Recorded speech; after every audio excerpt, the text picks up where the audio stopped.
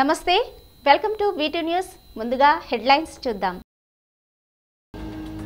శ్రీకాళహస్తి ఏడుగంగల జాతరకు ఘనంగా జరిగిన చాటింపు కార్యక్రమం ముత్యాలమ్మ గుడి నగర వీధిలో గంగమ్మకు ప్రత్యేక పూజలు వరుసగా కురుస్తున్న వర్షాలతో బెంబెలెత్తుతున్న శ్రీకాళహస్తి వాసులు వాగులు వంకలు పొంగి పొర్లడంతో ఇబ్బంది పడుతున్న స్థానికులు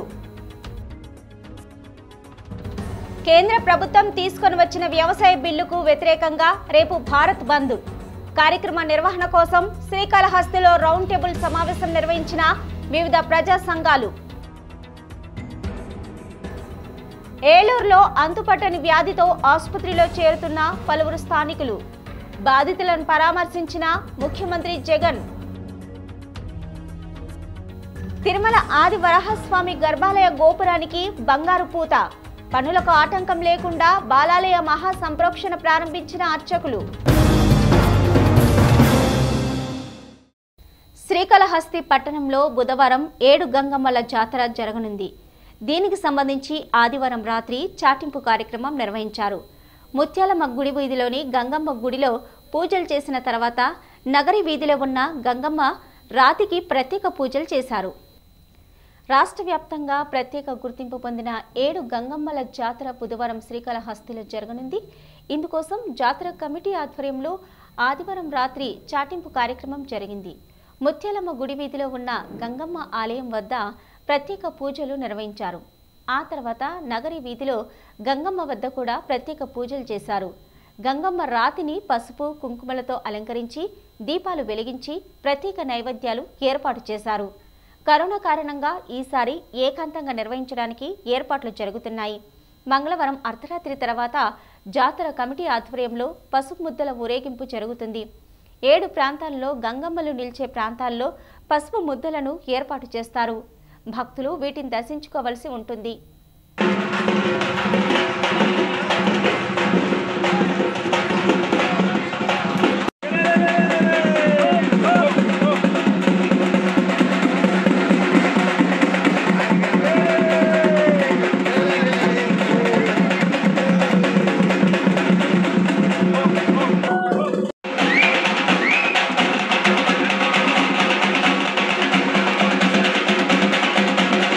శ్రీకాళహస్తి శివాలయానికి ఈరోజు భక్తులు పోటెత్తారు.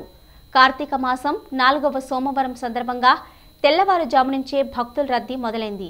స్థానికులతో పాటు ఇతర ప్రాంతాల భక్తులు కూడా ఆలయానికి విశేషంగా విచ్చేశారు. ప్రముఖ శైవ క్షేత్రమైన శ్రీకాళహస్తీశ్వర ఆలయం ఈరోజు భక్తజనంతో నిండిపోయింది. కార్తీక మాసం 4వ సోమవారం సందర్భంగా భక్తులు తెల్లవారుజాము నుంచే ఆలయానికి వచ్చి మొక్కులు తీర్చుకున్నారు. ఆలయానికి బయట ఉన్న వీరభద్రస్వామి ఆలయ ఆవరణలో దీపాలు వెలిగించి ఆ తర్వాత స్వామి అమ్మవార్లను దర్శించుకున్నారు. బురివి తుఫాన్ కారణంగా ఉదయం నుంచి భారీ జల్లులు పడుతున్న భక్తులు ఏమాత్రం లెక్క చేయలేదు. ఈ సందర్భంగా ఆలయంలో జరిగిన స్వామి అమ్మవార్ల అభిషేక సేవలో రాహుకేతు పూజలలో కూడా భక్తులు విశేషంగా పాల్గొన్నారు. మధ్యాహ్న సమయానికి సుమారు 5,000 మందికి పైగా భక్తులు స్వామి అమ్మవార్లను దర్శించుకున్నారు. రాత్రి 8 గంటల వరకు దర్శనాలు కొనసాగాయి. రేపు జరగనున్న భారత్ బంద్పై కమ్యూనిస్టులు ప్రజా సంఘాల వారు ఈరోజు శ్రీకాళహస్తిలో రౌండ్ టేబుల్ సమావేశం నిర్వహించారు. సిపిఎం కార్యాలయంలో జరిగిన సమావేశంలో భారత బంద్ను విజయవంతం చేయడంపై చర్చ జరిగింది.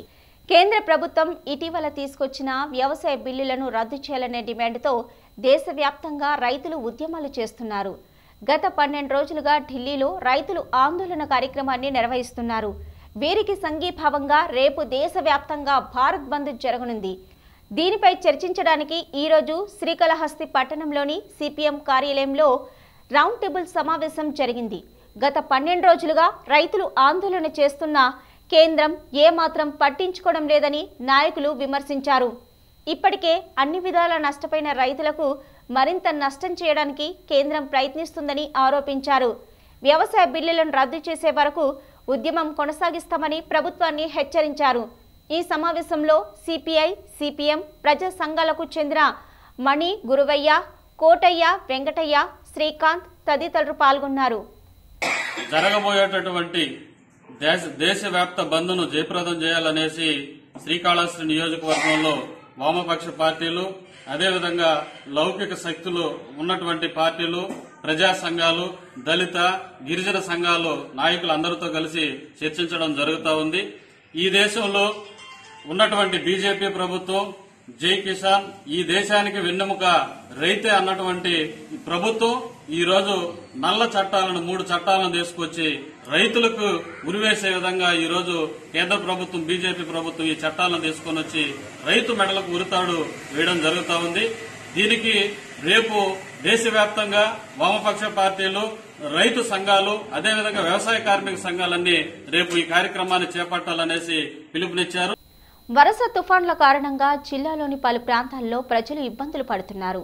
అధిక వర్షాల వల్ల గ్రామాలు, కాలనీలు జలమయమయ్యాయి.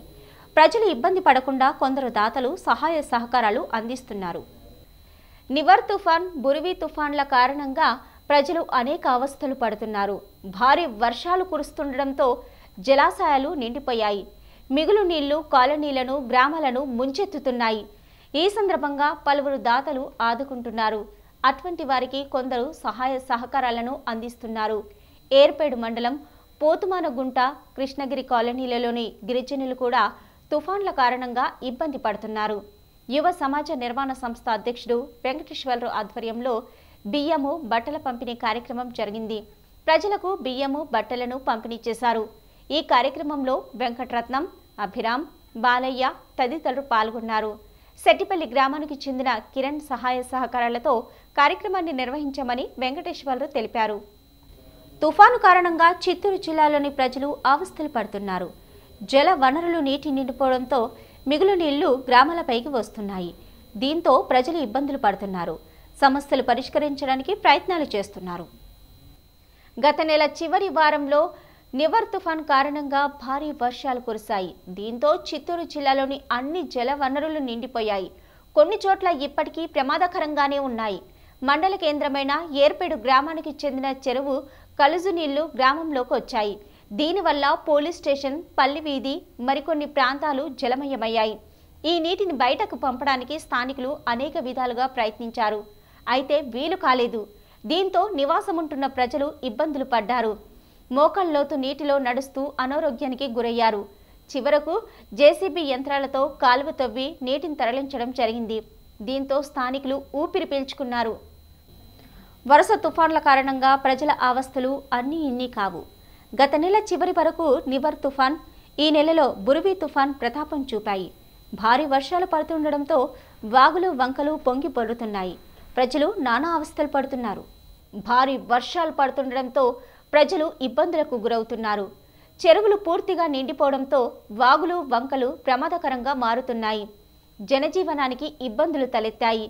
శ్రీకాళహస్తి మండలం అక్కుర్తి గ్రామానికి సమీపంలోని వాగు ఉధృతంగా పారుతుంది. శ్రీకాళహస్తి, తొట్టంబేడు మండలాలకు చెందిన సుమారు 20 గ్రామాల ప్రజలు ఈ మార్గంలో వెళ్తుంటారు. అయితే దొమ్మరపాలెంకు సమీపంలో ఉన్న వాగు వర్షాకాలంలో ప్రమాదకరంగా ఉంటుంది. అయితే విధిలేని పరిస్థితుల్లో ప్రజలు ఇబ్బందులు పడుతూ వెళ్తున్నారు. నిత్యావసర సరుకులు తెచ్చుకోవడానికి కూడా వెళ్లకుండా ప్రజలు అవస్థలు పడుతున్నారు. వాహనదారులు కూడా ఇబ్బందులను ఎదుర్కొంటున్నారు. వంతెన నిర్మించాలని ఎన్నో ఏళ్లుగా ప్రజలు డిమాండ్ చేస్తున్నా నాయకులు, అధికారులు పట్టించుకోవడం లేదని ఆరోపిస్తున్నారు. తుఫాను కారణంగా నష్టపోయిన ప్రజలను ఆదుకోవాలని కోరుతున్నారు. నివర్ తుఫాను కారణంగా పంటలు నష్టపోయిన రైతులకు వెంటనే పరిహారం చెల్లించాలని డిమాండ్ చేస్తూ ఈరోజు జనసేన ఆధ్వర్యంలో శ్రీకాళహస్తిలో నిరసన కార్యక్రమం జరిగింది. పార్టీ నియోజకవర్గ ఇన్ఛార్జి విముత ఇంటి వద్ద ఈ కార్యక్రమాన్ని నిర్వహించారు. పూతలపట్టు నాయుడుపేట జాతీయ రహదారిపై ఈరోజు ఒక ప్రైవేటు బస్సు ప్రమాదానికి గురైంది. బస్సు వెళ్తుండగా టైరు పంచర్ కావడంతో వాహనము రోడ్డు పక్కకు వెళ్లి ఒరిగిపోయింది. దాంతో జాతీయ రహదారిపై వాహనాల రాకపోకలకు అంతరాయం కలిగింది. సుమారు 10 కిలోమీటర్లకు పైగా వాహనాలు నిలిచిపోయాయి. వాహనాలు ఆగిపోవడంతో ఏర్పేడు పోలీసులు సంఘటన స్థలానికి చేరుకొని క్రేన్ ద్వారా బస్సును రోడ్డు వైపు మళ్లించడానికి ప్రయత్నాలు చేశారు. వాహనాల రాకపోకలను పునరుద్ధరించారు. ఈ సందర్భంగా వాహనదారులు, ప్రజలు అవస్థలు పడ్డారు. తూర్పు గోదావరి జిల్లా ఏలూరులో అంతుపట్టని వ్యాధి ఇబ్బంది పెడుతుంది. ఈ వ్యాధి కారణంగా ఇప్పటివరకు ఒకరు మృతి చెందగా 300 మందికి పైగా ఆసుపత్రి పాలయ్యారు. గంటకి ఈ అంతుపట్టని వ్యాధి ప్రభావంతో పలువురు ఆసుపత్రికి వస్తున్నారు. దాదాపు 9 మంది పరిస్థితి విషమంగా ఉండడంతో వీరిని ప్రత్యేక జాగ్రత్త చర్యల మధ్య విజయవాడ, గుంటూరు నగరాలకు తరలించారు. విజయవాడ జీజీహెచ్ ఆసుపత్రిలో 58 బెడ్లతో ప్రత్యేక వార్డును సిద్ధం చేసింది ఏపీ ప్రభుత్వం. ఈ నేపథ్యంలోనే ముఖ్యమంత్రి జగన్మోహన్ రెడ్డి ఏలూరులో బాధితులను పరామర్శించారు. ప్రభుత్వం తరపున అండగా ఉంటామని హామీ ఇచ్చారు. అధికారులతో సమీక్ష నిర్వహించిన సీఎం ప్రాణ నష్టం తగ్గించే దానిపై దృష్టి సారించాలని ఆదేశించారు.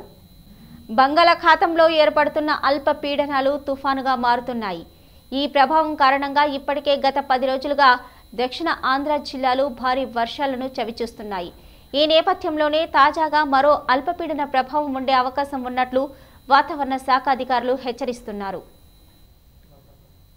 బంగాళాఖాతంలో స్థిరంగా కొనసాగిన అల్పపీడనం వాయుగుండంగా మారడంతో ఆ ప్రభావం తమిళనాడు, పుదుచ్చేరి, కేరళ, నెల్లూరు, చిత్తూరు జిల్లాలపై పడింది. ఆయా ప్రాంతంలో విస్తారంగా వానలు కురుస్తున్నాయి. అల్పపీడన ప్రభావంతో చాలా చోట్ల ఓ మోస్తారు నుంచి విస్తారంగా వర్షాలు కురిసే అవకాశం ఉందని వాతావరణ శాఖ తెలిపింది. వచ్చే 24 గంటల్లో వర్షాలు క్రమంగా తగ్గుముఖం పడతాయని పేర్కొంది. నేడు దక్షిణ కోస్తా, రాయలసీమ జిల్లాలో అక్కడక్కడ తేలికపాటి వర్షాలు కురుస్తాయని అధికారులు తెలిపారు.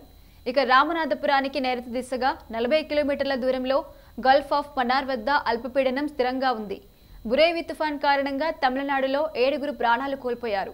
బాధిత కుటుంబాలకు తమిళనాడు ముఖ్యమంత్రి 10 లక్షల రూపాయల ఆర్థిక సాయాన్ని ప్రకటించారు. ఇక తుఫాన్ ప్రభావం ఎక్కువగా ఉండే అవకాశం ఉండడంతో నెల్లూరు, చిత్తూరు జిల్లా అధికారులను ప్రభుత్వం అప్రమత్తం చేసింది. ఫిర్యాదు ఇవ్వడం కోసం పోలీస్ స్టేషన్కు వచ్చిన మహిళపై ఓ ఎస్ఐ చేయి చేసుకోవడం తీవ్ర కలకలం సృష్టించింది. ఈ ఘటనపై తనకు న్యాయం చేయాలంటూ పోలీస్ స్టేషన్ ముందు ఆ మహిళ ధర్నాకు దిగింది. ఈ విషయం కాస్త ప్రతిపక్షాల చెవికి చేరడంతో మహిళా సంఘాలు సాటి మహిళకు న్యాయం చేయవలసిందిగా డిమాండ్ చేశాయి. చిత్తూరు జిల్లా వైపు వరుణుడు ప్రత్యేకంగా దృష్టి పెట్టినట్టు ఉన్నాడు.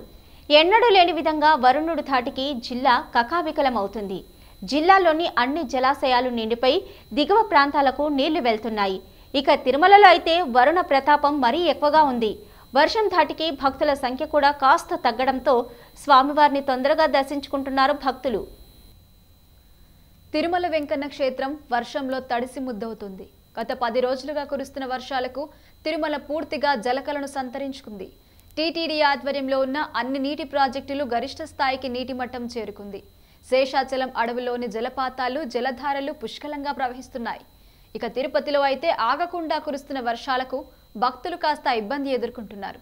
వర్షం కారణంగా భక్తుల ప్రభావం మాడవీధుల్లో బాగా తగ్గిపోయింది. గత వారం రోజులు పరిశీలిస్తే తిరుమలకు రావడం భక్తుల సంఖ్య కూడా కాస్త తగ్గింది. దీంతో తిరుమలకు వస్తున్న భక్తులు తొందరగా స్వామివారిని దర్శించుకుని తమ మొక్కులు తీర్చుకుంటున్నారు. ఇక తాజాగా కురుస్తున్న వర్షాలకు మాడవీధుల్లోకి ఎగువ ప్రాంతాల నీరు చేరుకుంటుంది. అయితే టీటీడీ అధికారులు ఇబ్బందులు కలగకుండా ఎప్పటికప్పుడు ఈ నీటిని బయటకు పంపే ఏర్పాట్లు చేస్తున్నారు. తిరుమల మొత్తం కూడా భక్తులు లేక వెలవెలబోతున్నట్టు కనిపిస్తుంది. అసలు కరోనా వైరస్ కాలంలో భక్తుల సంఖ్య తగ్గిపోవడానికి తోడు తాజా వర్షాలతో భక్తులు మరింత తగ్గిపోయారు. దీంతో స్వామివారి దర్శనం తొందరగా అయిపోతూ ఉండడంతో చుట్టుపక్కల తీర్థాలను కూడా భక్తులు దర్శించుకుంటున్నారు. తిరుమల ఆది వరాహస్వామి గర్భాలయ గోపురానికి బంగారు రేకులు అమర్చే కార్యక్రమాన్ని టీటీడీ ప్రారంభించింది. ఈ నేపథ్యంలోనే ఈ పనులకు ఆటంకం ఉండకుండా ఉండడం కోసం ప్రత్యేకంగా బాలాలయ మహా సంప్రోక్షణ కార్యక్రమాన్ని చేపట్టారు టీటీడీ అధికారులు. దీనిలో భాగంగా వైదిక కార్యక్రమాలు ప్రారంభమయ్యాయి. ఈ నెల 10వ తేదీన మహా సంప్రోక్షణ జరగనుంది. తిరుమల శ్రీ వరాహస్వామి వారి ఆలయంలో బాలాలయ మహా సంప్రోక్షణ వైదిక కార్యక్రమాలు ఆగమోక్తంగా జరుగుతున్నాయి. ఇందులో భాగంగా శ్రీ వరాహస్వామి ఆలయంలో ఏర్పాటు చేసిన యాగశాలలో 20 మంది ప్రముఖ ఋత్వికులు 13 హోమగుండాలలో విశేష హోమాలు నిర్వహించారు. ఉదయం యాగశాలలో హోమగుండాన్ని వెలిగించి పుణ్యవహచనం, విశ్వక్సేన ఆరాధన, పంచగవ్యారాధన, వాస్తు హోమం, రక్షాబంధనం వైదిక కార్యక్రమాలు నిర్వహించారు. రాత్రి 8 గంటల నుంచి 10 గంటల వరకు కళారక్షణలో భాగంగా గర్భాలయంలోని దేవతామూర్తుల శక్తిని కుంభకలశంలోకి ఆవాహన చేశారు. ఈ కుంభాలతో పాటు ఉత్సవమూర్తులను యాగశాలలోకి వేయించేయించారు అర్చకులు. డిసెంబర్ 10వ తేదీ ఉదయం 9 గంటల నుంచి 10:30 మధ్య మకర లగ్నంలో బాలాలయ మహాసంప్రోక్షణ వైఖాసన ఆగమోక్తంగా నిర్వహించడానికి టీటీడీ ఏర్పాట్లు పూర్తి చేసింది. తిరుమల ఆది వరాహస్వామి ఆలయ గోపురానికి బంగారు రేకులు అమర్చడం కోసమే బాలాలయం ఏర్పాటు చేసింది టీటీడీ. ఇక దీనికి సంబంధించిన పనులు కూడా త్వరలోనే ప్రారంభం కానున్నాయి. ఈ కార్యక్రమం పూర్తి అయ్యే వరకు ఆదివరాహ స్వామి దర్శనాన్ని టీటీడీ నిలిపివేయాలని, అయితే ఆలయంలోని ముఖమంటపంలో అత్తి చెక్కతో ఏర్పాటు చేసిన విగ్రహాలను ఏర్పాటు చేస్తామన్నారు టీటీడీ ప్రధాన అర్చకులు వేణుగోపాల దీక్షితులు. స్వామివారి యొక్క విగ్రహం స్థాపించడానికి అత్తి కొయ్యతో తయారు చేయబడిన శ్రీ ఆదివరాహ స్వామివారి యొక్క విగ్రహాన్ని ఏర్పాటు చేసుకొని ఆ విగ్రహానికి శుద్ధి కోసమై అక్షిన్మోచనము, అతివాసాలు మొదలగు శాస్త్రోక్తమైన వైదిక కార్యక్రమాలన్నీ పూర్తి చేసుకొని చివరి రోజు 10వ తేదీన ఉదయం 9-10:30 గంటల శుభలగ్నంలో స్వామివారి యొక్క జీవకళలన్నీ కుంభంలో ఉన్న శక్తిని అంతా కూడా అత్తి కొయ్యతో తయారు చేయబడి బాలాలయంలో ప్రతిష్ఠించబడిన శ్రీవారి యొక్క మూర్తులకి ఈ యొక్క ఆవాహన కార్యక్రమాలతోటి ఈ యొక్క సంప్రోక్షణ పూర్తి అవుతుంది. స్వర్ణ తాపడం పూర్తి అయిన తర్వాత విమానానికి తిరిగి మనం సంప్రోక్షణ కార్యక్రమం జరపబడుతుంది. ఇకపై మన రైలు ప్రయాణం మరింత సుఖవంతం కానుంది. పిఎన్ఆర్ స్టేటస్ చెక్ చేసుకోవడానికి ఇబ్బంది పడకుండా ఏర్పాట్లు చేస్తుంది రైల్వే శాఖ. వాట్సాప్ ద్వారా పిఎన్ఆర్ స్టేటస్ చెక్ చేసుకునే నూతన విధానాన్ని అందుబాటులోకి తేనుంది. ఈ విధానం అందుబాటులోకి వస్తే పిఎన్ఆర్ స్టేటస్ కోసం ఇకపై ప్రయాణికులు ఇబ్బంది పడవలసిన అవసరం ఉండదు. వీటి న్యూస్ ముగించే ముందు హెడ్లైన్స్ మరొకసారి. శ్రీకాళహస్తి ఏడుగంగల జాతరకు ఘనంగా జరిగిన చాటింపు కార్యక్రమం. ముత్యాలమ్మ గుడి నగర వీధిలో గంగమ్మకు ప్రత్యేక పూజలు. వరుసగా కురుస్తున్న వర్షాలతో బెంబెలెత్తుతున్న శ్రీకాళహస్తి వాసులు. వాగులు వంకలు పొంగి పొల్లడంతో ఇబ్బంది పడుతున్న స్థానికులు. కేంద్ర ప్రభుత్వం తీసుకొని వచ్చిన వ్యవసాయ బిల్లుకు వ్యతిరేకంగా రేపు భారత్ బంద్. కార్యక్రమ నిర్వహణ కోసం శ్రీకాళహస్తిలో రౌండ్ టేబుల్ సమావేశం నిర్వహించిన వివిధ ప్రజా సంఘాలు. ఏలూరులో అంతుపట్టని వ్యాధితో ఆసుపత్రిలో చేరుతున్న పలువురు స్థానికులు. బాధితులను పరామర్శించిన ముఖ్యమంత్రి జగన్. తిరుమల ఆదివరాహస్వామి గర్భాలయ గోపురానికి బంగారు పూత. పనులకు ఆటంకం లేకుండా బాలాలయ మహా సంప్రోక్షణ ప్రారంభించిన అర్చకులు. ఇవి ఇప్పటివరకున్న వీటి న్యూస్. మరో బులెటిన్తో మళ్ళీ కలుసుకుందాం. అంతవరకు సెలవు. నమస్తే.